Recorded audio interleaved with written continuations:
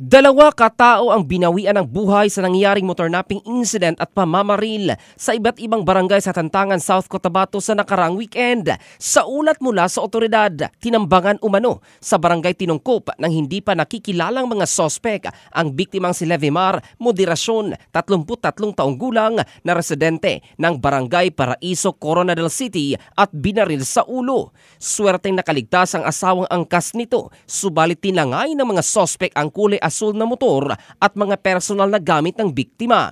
Habang papatakas ang mga sospek, nadaanan nila ang isa pang biktima na hindi na pumalag kaya't nakaligtas, ngunit tinangay din ang kanyang motorsiklo.